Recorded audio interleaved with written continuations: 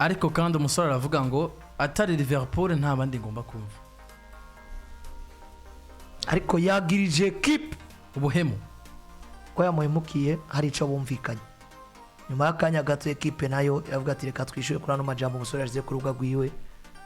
twe naho twigeze twandikiranira ko agomba gusohoka muri noci kandi aravuga ati yamasezerano tubahirijwe aba divorce iri total imigenderanire ishobora kubandanya bari myiza rero ni imigenderanire atari myiza tugomba kubana uko swati nkasohoka canke ukahaba mudahuza ko yanashimira uvuga ngo bagenzi we banamutoye akisanga muri equipe ya 11 baranze umwaka mu gihugu cy'Ubwongereza mu mwaka weze muri buno bushinga bwa ariko buratangwa hariya nanabonye sura byo batandukanye baserutse bari bambaye neza nka Morgan Rogers batuye nk'umukinyi yaranze umwaka kiri muto muri 11 baranze ihiganwa buriya mu igori isanzwe yo Matsels wa equipe ya Nottingham Forest no mu igori muri 11 type wa défenseur Milos Kerkez arimo Virgil van Dijk arimo William Saliba arimo n'abandi bagiye batandukanye Declan Rice McAllister Gravenberch birumvikana ko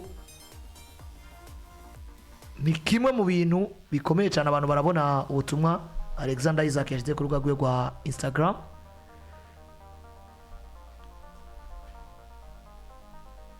uyu n'umugabo azwi izina rya Alexander Isak ariko buriya butumwa bashyize hariya murabona ko ni Newcastle FC niwanditse ati we are disappointed to have been alerted to a social media post by Alexander Isak this evening. Natwe tubona ko duhemukiwe turavye amajambo umugabo witwa Alexander Isak yashize ku rubuga rwiwe nyamara gasore karumutse. We are clear in response that Alex remain under contract and that no commitment has ever been made by a club official that Alex can leave Newcastle United this summer. Tuzi ko umusore agifitanye amasezerano na equipe ya Newcastle ariko kandi nta hantu na hamwe twigeze twemeranya n'umusore azwi izina rya Alexander Isak ateza gusohoka muri equipe ya Newcastle muri noci. Urabona ko n'urwandiko rurerure bavuga uburyo novuga ngo bagomba kubahiriza novuga ngo bwa mbere inyubako za equipe ndetse no guha abafana umunezero nk'uko bahisemo gufana equipe ya Newcastle gusumba uko bafana indi migwi. N'ubutumwa bwa Newcastle bwishura ku butumwa kumbure tugerageze kubuca ko nabwo bwa Alexander Isak mu majambo yiwe make amaturabe mbega giye kuba hakurikira iki uko Alexander Isak nawe yari kuyabona butumwa avuga ko yahemukiwe. Ubutumwa bwa Alexander Isak buriga basha ngo buriye ngo buriye abantu barabubona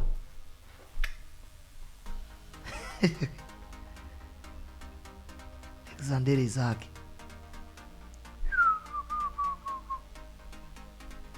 sore ari yatego ako je ndava nisanga ndi ku ruhande rwa Newcastle gusumba kuba ku ruhande rwa Alexander Isak shingiye ku kuba y'umukinya ari wa equipe Newcastle ni subiza ubwenge inyuma yibuka ivyabaye kuri Liverpool byibiki ku mugabo witwa Philippe Coutinho umukinya atagushaka ntagushaka kandi atagushaka ariko hagati ya equipe n'umukinyi ari umukinya agomba kurengera equipe hari umugani w'abarundi bavuga ngo agakecuru gahije nikabura buzukuru. Isak ameze neza sinibaza yuko niyo yagomokana Newcastle igomba guhomba vyanke bikunde kunabi no kuneza bamuze ko abarejane bamaze kuvinira bavuga ati ko waguze kiti kuratanga 172 ushaka iki Newcastle ni dabwi 172 aba barejane bari Liverpool bayihaye iki mu gihe cabo ariko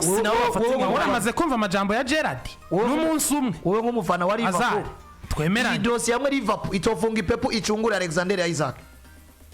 haza twemeranye ki ko ni ukasishaka cyayira birahari none utaduhaye sa septande dushaka uwo kumara sezo yose witwa ko wicaye ni ibintu bisanzwe eregyo abaye divorce totale hagati y'umukinyi na equipe izobandanye bayibiza abandi none nimba Isak avuga ati server pour rien Newcastle kavuga ngo hamwe Liverpool mutazanye amafaranga sawa ubwo guheza amasezerano mu mwaka uza w'inkino Liverpool gatwara Isak niyo yobiho nari Isak arangiza amasezerano namuzi twemeranye ikintu kimwe jewe no munsi kumbwira ngo umurejande ngo yavuze amajambo nukuri je Jamie Garagere sinagiriwe amahirwe yo kumubona kina mugabo uramupinga apana buhoro ufite ufana nimba no muzi Liverpool tunze Van Dijk wowe Jamie Garagere tekana kuko umurejande kwa Liverpool agenda n'amagwe twa Steve G umaze kumva amajambo kangahe ku mugabo witwa Steve G. Steve G nawe nyene uburejande bwe ni buri mu gukina inkino nyinshi za Premier no gutwara Champions League none nico ari kibazo no kwitwa umukinyi batwaye Champions League ari umukinyi mwiza wa equipe none Garagere byo ntiyabishitseko ibikombe ntibabitwa mu wuhe mwaka ndakonde ibikombe Garagere erega kubitwara sinanze none ababitwaranye na Steve G bose banganye urwego unamuzi bavuze abakinyi b'ibihangange muri Liverpool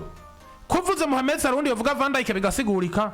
unamuzi wavuga Fernando Torres undi akavuga Jamie Garagere ako si Fernando Torres nzanye Torres nirengagije Gerard kugira ubone urugero urafata unamuzi Fernando Torres umuterekano ari Garagere qu'est-ce qu'il a fait reka jewe biharonda bizana ivyo biharuro vyihorere ko je ndakunda ko ahantu dukoresha cyitwa fact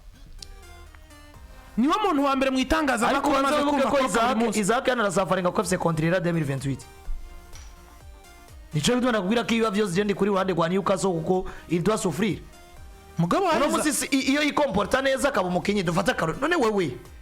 equipe ni yakubanya Liverpool ikira dodora Liverpool kunegosia Newcastle nigeze yanga kunegosia na Liverpool nka equipe mukeneye wowe utanguye kwipangira programa ziwawe equipe yakudeza points n'ibindi equipe iri muri negotiation wigeze ubona statement ivuga ko Newcastle yanse kuganira na Liverpool kujana na transfer ya Isak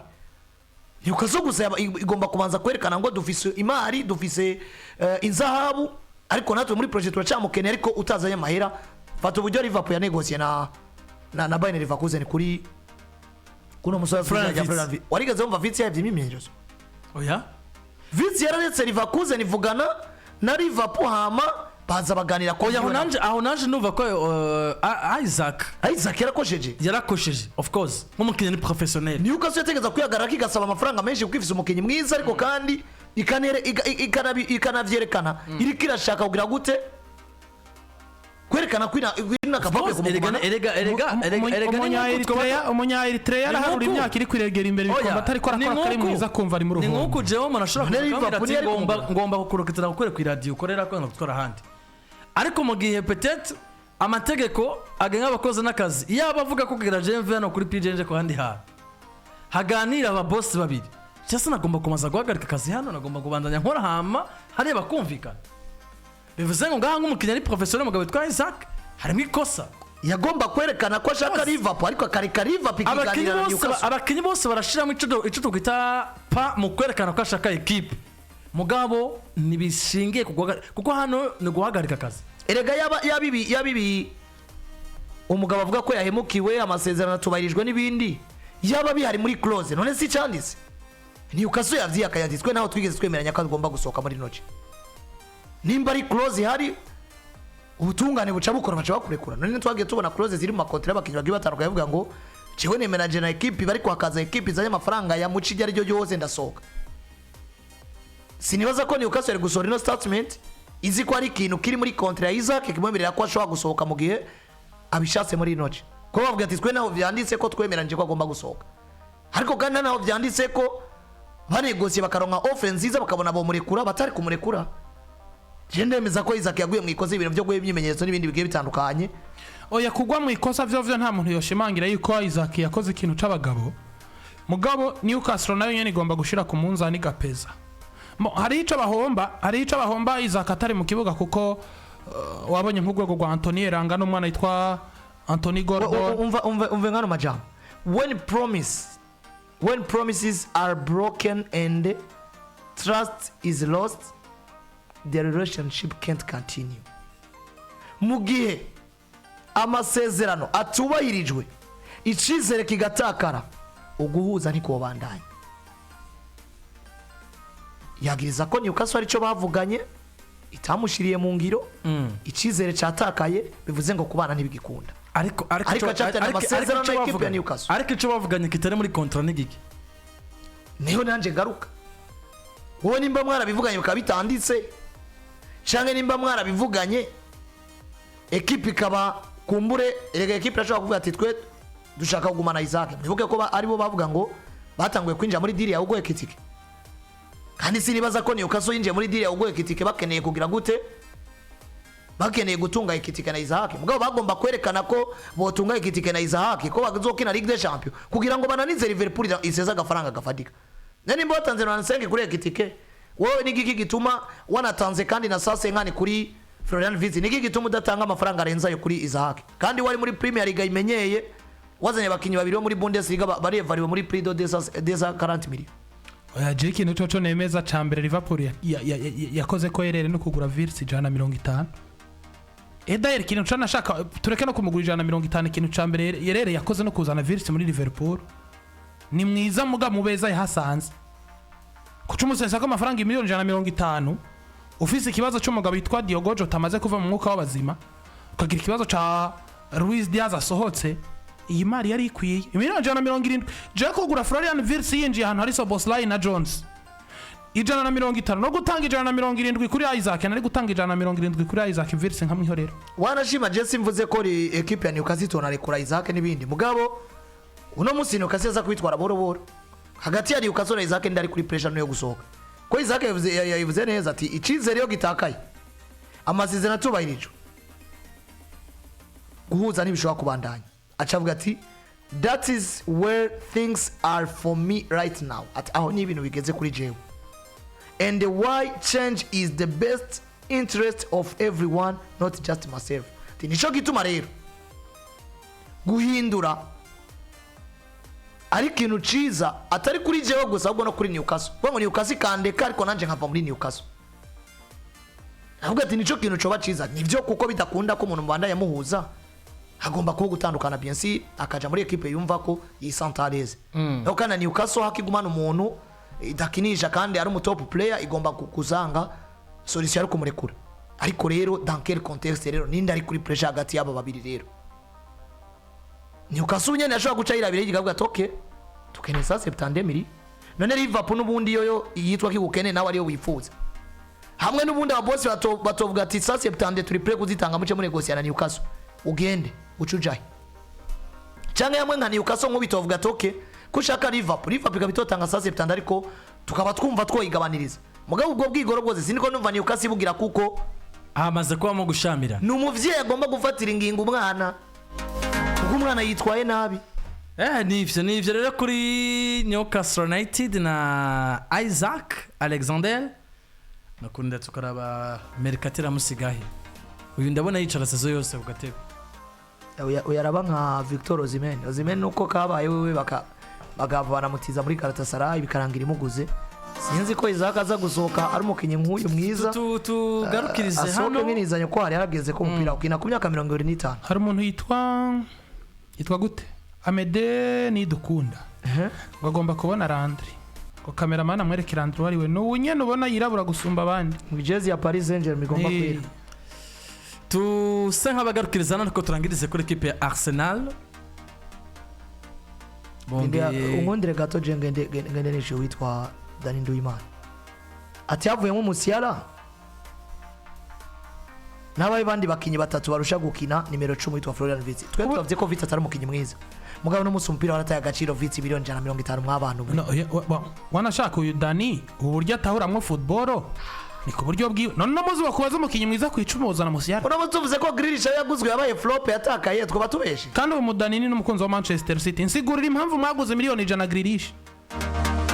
jewe no musi bavuza abakinyi bo ku nimero 10 beza n'umukinyi mwiza ariko 150 yinjiye mu equipe imeze gute ifise abadisa bahe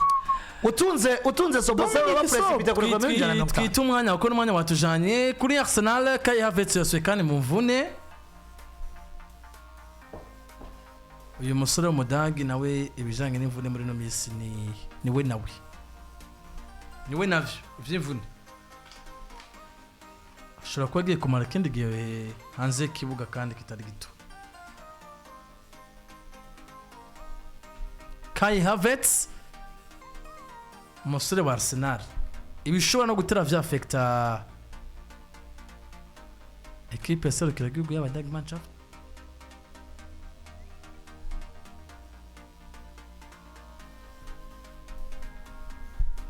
kuri Kai Harvertz Kai Lucas Harvertz yagize imvune nko bivugwa n'umunyamakuru David Orsten wo kuri Sky Sport nubwo Arsenal itaratanga communiqué officiel kiringo ariko bivuga ko agiye kumara ikiringo kirekire ubwo rero je maze kuvuga ikiringo kirekire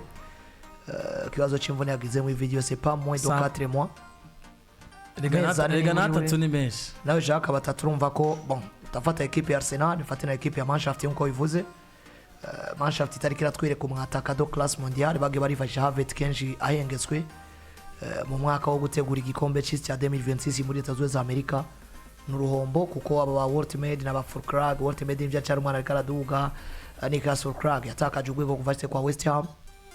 n'uruhombo kuri Mannschaft bwa mbere no kumukina ariko kandi Arsenal ikiri muri processes zo kuraba mbega ivyo dukeneye muri Gyökeres bizokunda ivyo rero urabitegura ariko ufise alternative yitwa Kai Havertz yari amaze kureponda rimwe na rimwe kwitwa umufone muri equipe yawe uraza kwa n'uruhombo rutuma equipe ya Arsenal iba kuri pressure yo gukinisha Gyökeres byanga bikunda ariko kandi Gyökeres nagira imvune cyane nakenega guruhurirwa ko Kai yari yaratanze byinshi akatwereka nk'umu super sub ubwo ntuca wisanga ugomba guhengeka Merino kuko na Merino kenshi yarahengetswe ku nimero 9 ariko bien sûr n'urombo kuri equipe ya Arsenal kuko Merino nimba ari kumwifashisha nka nimero 8 hagati mu kibuga ugacuba oblige kumwifashisha nka nimero 9 fonef mu gihe udafise Gyökeres cyangwa mu gihe ushatse kururira Gyökeres n'urombo rukomeye cyane ariko je ndabona ari ibintu bitotuma Arsenal kumbura isubira ku isoko ngiye kurondera umusubirizi wa Kai canke gugiye gukora ibishoboka byose kugira ngo isubirize Kai deje bafite effective no munsi yagutse Kai ashobora gukina nka fonef ashobora gukina hagati mu kibuga ashobora gukina nk'umuwinga ku nimero 7 aho Sakariyo etano anera ariyo bafise hagati mu kibuga ba Martin Odegaard bafise ba Nogard bafise Martin Zubimendi bafise abagiye batandukanye urumva ko wanashima ari ku ruhande rwa Saka ku ruhande rw'ibamfu bafise nakari agasore badugije kitwa Max Doman kanya kana nakino umupira no kubamfu nakawinga hajya cyane ka nimero 10 nakawinga ushobora gukina kuri kazi baro nyinshi kabisa ni ivyo kuri Kai Havertz so kana gine muri equipe yitwa Arsenal turangiza muri societe Victor Beverage Company bahingura ibinyobwa bimeze neza cyane harimo amazi wavi abereka ku rugero rwa litiro 1.5 amaritiro 5 ndetse na maritiro 20 mazi wavi akaba atagereranya ku buryohe bwayo mu gihe muri Victor Beverage Company